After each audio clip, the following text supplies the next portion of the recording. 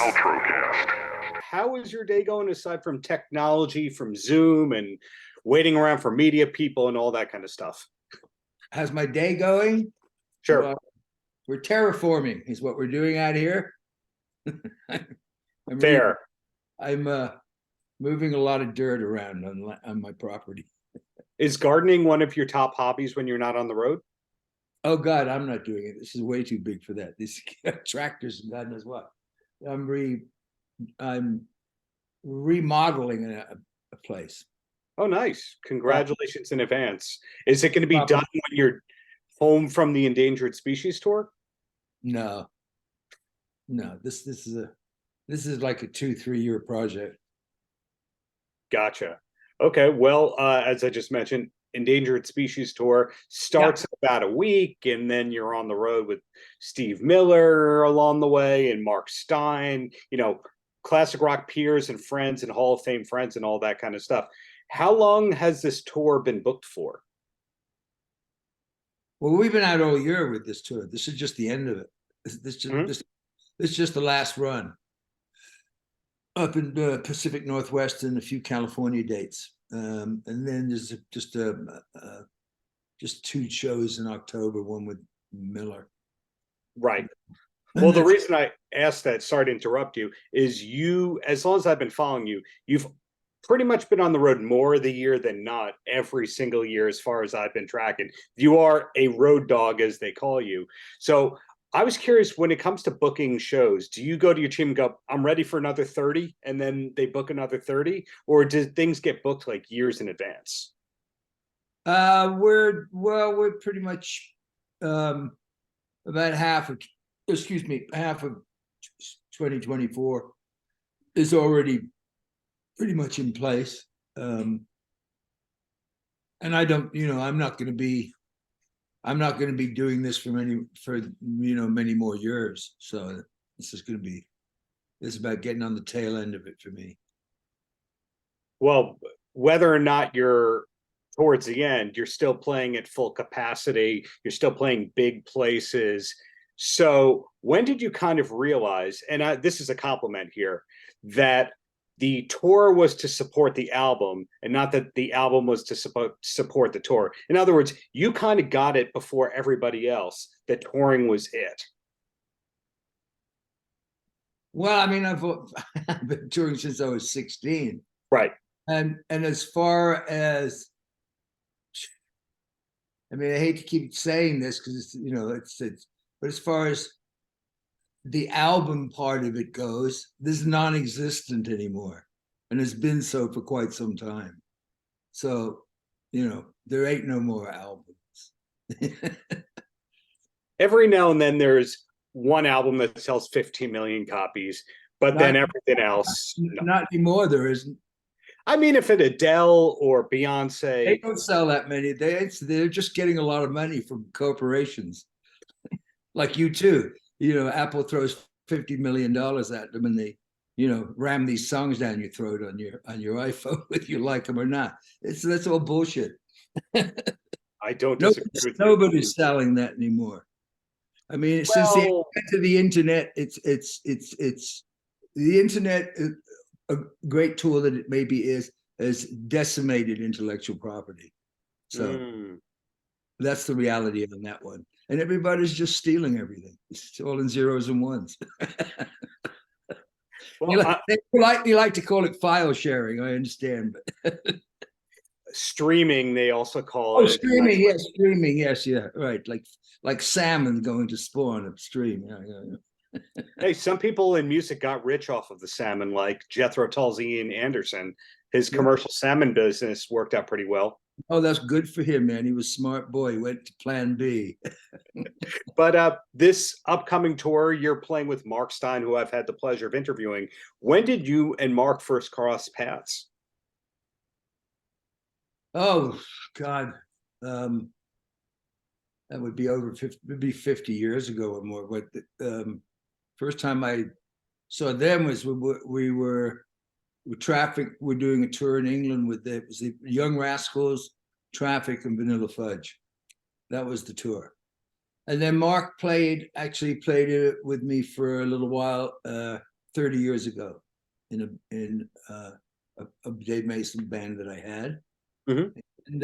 And then recently we were having to look for a new keyboard player, and my longtime member in the band, John Sambatero, who's been with me, gosh, probably over 40 years at this point. Mhm. Say, well, Mark might be really interested in playing with you. I'm like, really? You think so? It's like, so, we threw it out to him, and he was like, yeah, man, sounds like a great idea. So yeah, he's back in the band. It'll be fun. Still sings his butt off. Yes, he does. And credit also goes to you for how long your backing band of John, Marty, and Ray has been in place. Now, when John joined the band, did he know that it was going to be for decades, or is it just one tour at a time with him? God, none of us did know. I mean, if you asked me if I'd still be doing this at 77, I'd be laughing at you, going, "What are you, nuts?" Well, So did you have, sorry to cut you off again, but the yeah, famous Rolling Stones quote from Mick Jagger, where he said, if I'm singing Satisfaction when I'm 30, shoot me, that kind of a thing. And Pete Townsend, hope I die before I get old. right. Not the case with you. You're still, again, out on a high level. So when did you kind of realize that you were a lifer as opposed to somebody who'd be exiting at 35 and selling insurance? It's what I do. I don't have a plan B. So, here it is. I can, and says, as long as I can do it, I'll do it, I suppose. Right. And I love I mean, traveling obviously is, a major pain in the what, but I love playing, and we have a great band, and it's it's what I it's what I do. So this is it. Getting started so young like you did, was there ever a working in a clothing store or a paper route or anything like that for you? I think I had 3 jobs when I was really young. I think the longest one lasted 6 weeks. I just figured there was no way I was going to be working 9 to 5. So it was either musician or life of crime, one or the other. Aren't they one and the same though? Well, not well. They both involve getting things for free. They both involve staying up way too late. Well, People. I would have to discount the getting things for free thing. I mean, it costs a lot to do what we're doing. Well, if it's on your rider, it's free, right? No, nothing's free. Anybody out there who thinks there's anything is an idiot. There ain't no free ride out there. Somebody's paying for it somewhere, and it's usually the artist. Good point. Good point. So when somebody comes to see you live on this Endangered Species tour, is it kind of the 6 decades of Dave Mason where you get the Traffic and the solo hits and also Vanilla Fudge? Yeah, pretty much. We're gonna do. We've got some really cool. Some Traffic stuff we do. Mark's gonna be singing a couple of them, and yeah, we'll absolutely be doing. You Keep Me Hanging On. Got to do that for sure. Too much fun. So yeah. I'd have to imagine at this point in your career, it's difficult to come up with a set list because when you see, oh, you're saying no. Well, I was going to tell you why I thought it was difficult. It's not like I don't have a catalog to pick from, But narrowing that down, going, hey, how can I fit 90 minutes and play stuff that keeps everyone happy, and knowing still there's more than 90 minutes of stuff, and that's without factoring in the stuff that you played on for McCartney and the Stones and Hendrix, etc., that you were part of. A lot of artists in your position would be playing those songs also as part of the set, going, hey, I'm part of that too. No, I'm not doing that. It's my stuff and stuff that I've been in Traffic. That's. I mean, although John Sambatero does a really just a killer version of "Can't Find My Way Home." So we kind of mix it up a little bit, that way. Well said. So what's your number two hobby slash passion besides music? I don't really have, to be honest with you. I don't play golf.